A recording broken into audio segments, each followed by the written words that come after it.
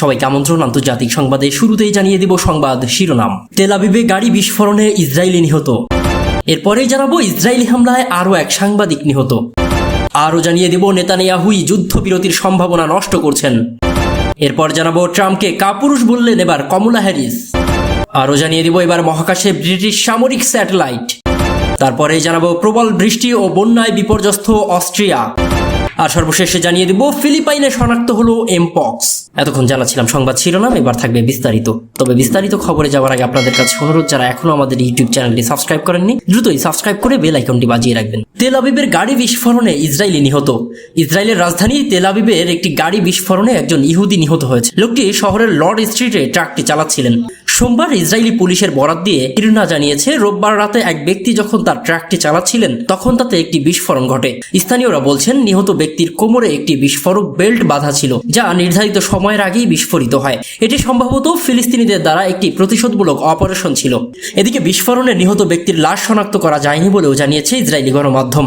এদিকে তেল আবিবের পুলিশের একজন মুখপাত্র বলছেন, তেল আবিবে রোববার রাতে গাড়িটি বিস্ফোরণটি সম্ভবত একটি আত্মঘাতী অভিযান। এই বিষয়ে তদন্ত চলমান। এর আগে রোববার রাতে স্থানীয় পুলিশ জানায় তেল আবিবে তার গাড়িতে বিস্ফোরণে একজন নিহত হয়েছে। এদিকে ইসরায়েলি হামলায় আরও এক সাংবাদিক নিহত। অবরুদ্ধ গাজা উপত্যকায় ইসরায়েলি হামলায় ফিলিস্তিনের আরও একজন সাংবাদিক নিহত হয়েছেন। লেবানন ভিত্তিক টেলিভিশন নিউজ চ্যানেল আল মায়াদিন সোমবার এই তথ্য জানিয়েছে।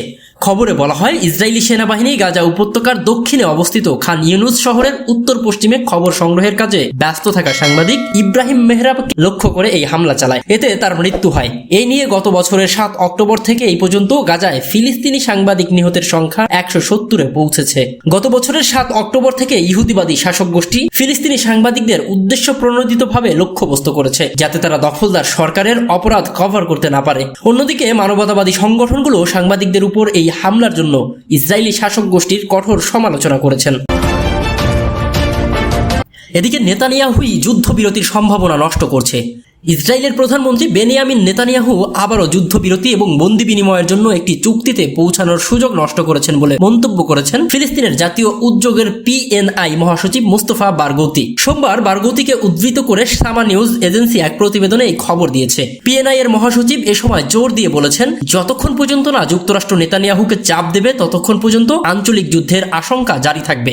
সেই সঙ্গে এই অঞ্চলে যুদ্ধের জন্য ওয়াশিংটন ও ইহুদিবাদী শাসক গোষ্ঠীকেই দায়ী করেন তিনি। এর আগে রোববার রাতে ইসরায়েলি মন্ত্রিসভার বিরোধী নেতা ইয়াল ল্যাপিদ যুদ্ধবিরতি আলোচনা ভেস্তে যাওয়া এবং বন্দি বিনিময়ের জন্য একটি চুক্তিতে পৌঁছানোর সুযোগ নষ্ট করা নিয়ে নেতানিয়াহুর পদক্ষেপের তীব্র সমালোচনা করেছেন।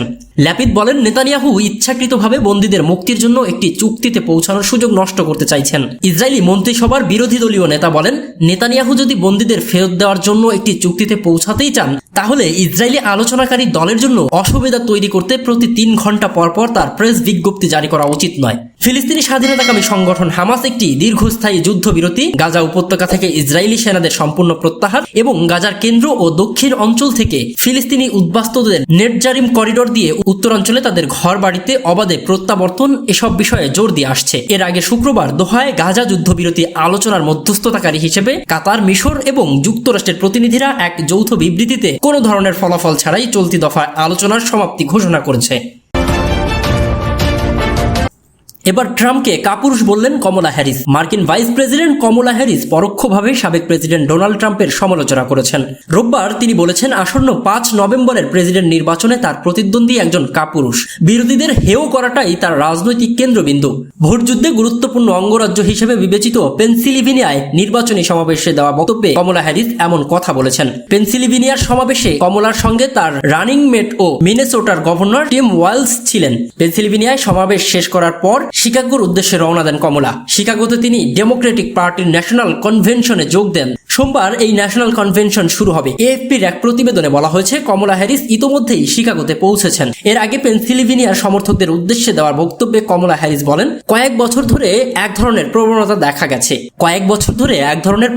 দেখা গেছে যে একজন নেতা কতটা হেয় করেছেন এর ভিত্তিতেই তার শক্তিমত্তা মাপা হচ্ছে, অথচ সত্যিকার অর্থে তা হওয়ার কথা ছিল না। কমলা বলেন, যে মানুষ অন্য মানুষকে হেয় করতে করতে চান তিনি কাপুরুষ। তবে তিনি সরাসরি ট্রাম্পের নাম উল্লেখ করেননি। ট্রাম্প নিজেও গত শনিবার পেনসিলভেনিয়ার পূর্বাঞ্চলে সমাবেশে অংশ নিয়েছিলেন। সেখানে তিনি কমলা হ্যারিসকে উগ্রপন্থী ও উন্মাদ বলে উল্লেখ করেছেন। জনমত জরিপগুলোতে দেখা গেছে নির্বাচনী প্রচারে নতুন করে গতি এনেছেন কমলা হ্যারিস। সাবেক প্রেসিডেন্ট ট্রাম্পের সঙ্গে জাতীয়ভাবে এবং পেনসিলভেনিয়া সহ 8টি প্রতিযোগিতাপূর্ণ অঙ্গরাজ্যের অনেকগুলোতে ব্যবধান মিটিয়ে ফেলেছেন। এটি তাকে ডেমোক্রেটিক প্রেসিডেন্ট জো বাইডেনের উত্তরসূরি হিসেবে বাছাই করার ক্ষেত্রে একটি গুরুত্বপূর্ণ ভূমিকা রাখবে। নভেম্বরের নির্বাচনে জিতলে কৃষ্ণাঙ্গ এবং ঐশীয় ঐতিহ্যের কমলা হ্যারিস হবেন যুক্তরাষ্ট্রের প্রথম নারী প্রেসিডেন্ট। ট্রাম্পের বিরুদ্ধে বিতর্কে ধরাশায়ী হবার পর গত মাসে নিজ দলের নেতাদের চাপের মুখে বাইডেন নির্বাচন থেকে সরে দাঁড়ানোর ঘোষণা দেন। এবার মহাকাশে ব্রিটিশ সামরিক স্যাটেলাইট। মহাকাশে এবার নিজেদের সামরিক স্যাটেলাইট পাঠালো যুক্তরাজ্যের সামরিক বাহিনী। প্রথমবারের মতো নিজেদের আর্থ ইমেজিং স্যাটেলাইট পাঠালো তারা। টাইকি নামের ওই স্যাটেলাইটের মাধ্যমে যুদ্ধক্ষেত্রে সৈন্যদের অবস্থান ও যানবাহন সহজেই শনাক্ত করা যাবে। এই স্যাটেলাইটে শক্তিশালী বিভিন্ন সেন্সর থাকার মেঘের মধ্য দিয়েও ছবি ধারণের পাশাপাশি রেডিও ট্রান্সমিশনের তথ্য সংগ্রহ করা যাবে। যুক্তরাষ্ট্রের ক্যালিফোর্নিয়া স্পেস এক্স এর ফ্যালকন রকেট করে মহাকাশে যাওয়ার টাইকি স্যাটেলাইট ভূপৃষ্ঠ থেকে প্রায় 500 কিলোমিটার উপরে পৃথিবীকে প্রদক্ষিণ করবে। দেশটির সামরিক বাহিনী দীর্ঘদিন ধরেই তাদের নিজস্ব স্যাটেলাইট যোগাযোগ ব্যবস্থা স্কাইনেটের মাধ্যমে কাজ করছে। যদিও মহাকাশ থেকে নজরদারি ও ভূপৃষ্ঠের চিত্র পেতে মার্কিন যুক্তরাষ্ট্র সহ অন্যান্য মিত্রদের উপর নির্ভরশীল থাকে তারা। আর তাই টাইকি স্যাটেলাইটের মাধ্যমে প্রথমবারের মতো নিজস্ব ইমেজিং প্রযুক্তি ব্যবহার করবে তারা। এদিকে মহাকাশে সামরিক স্যাটেলাইট পাঠানোর বিষয়ে উইকে স্পেস কমান্ডের কমান্ডার মেজর জেনারেল পল টেডম্যান বলেন, আমরা সবে যাত্রা শুরু করেছি। মহাকাশ প্রতিরক্ষা কৌশল নির্ধারণের মাধ্যমে 2030 সালের মধ্যে আমরা মহাকাশের শক্তিতে পরিণত হতে যাচ্ছি। আগামী মাস থেকে বিভিন্ন সময়ে বেশ কয়েকটি স্যাটেলাইট উৎক্ষেপণ করা হবে। টাইকি দিয়ে আমরা আমাদের যাত্রা শুরু করলাম। যুক্তরাজ্যই একমাত্র G8 ভুক্ত দেশ যাদের নিজস্ব ইমেজিং স্যাটেলাইট ছিল না এতদিন। ভূপৃষ্ঠের 5 কিলোমিটার পর্যন্ত এলাকার ছবি তুলতে সক্ষম সারে স্যাটেলাইট টেকনোলজি লিমিটেডের তৈরি এই স্যাটেলাইটটি পরিচালনার জন্য 10 বছরে খরচ হবে প্রায় 970 মিলিয়ন পাউন্ড। এদিকে প্রবল বৃষ্টি ও বন্যায় বিপর্যস্ত অস্ট্রিয়া। দেশটির রাজধানী ভিয়েনার কিছু অংশ পানির নিচে চলে গেছে। বৃষ্টির কারণে সৃষ্ট বন্যায় শহরে ভেসে গেছে বহু গাড়ি। এরই মধ্যে সামাজিক যোগাযোগ মাধ্যমে ছড়িয়ে পড়েছে এই ভিডিও। সোমবার 19 আগস্ট এক প্রতিবেদনে স্কাই নিউজ এই তথ্য জানায়। ভিডিওতে দেখা যায় আকস্মিক বন্যার তোড়ে দেশটির সেন্ট অ্যান্টন শহরে বহু সড়ক ভেঙে পড়ে। সড়কে থাকা বহু গাড়ি ভেসে যায় বন্যার পানিতে। প্রবল বৃষ্টির কারণে শহরটিতে আটকা পড়েছে অসংখ্য মানুষ। এছাড়াও পানির নিচে তলিয়ে গেছে বহু বাড়িঘর ও রাস্তাঘাট। আটকে পড়াদের উদ্ধারে কাজ করছে ফায়ার সার্ভিস। এদিকে ফিলিপাইনে শনাক্ত হলো এমপক্স। গত বছরের ডিসেম্বরের পর থেকে ফিলিপাইনে প্রথমবারের মতো একজন এমপক্স রোগীর শনাক্ত হয়েছে।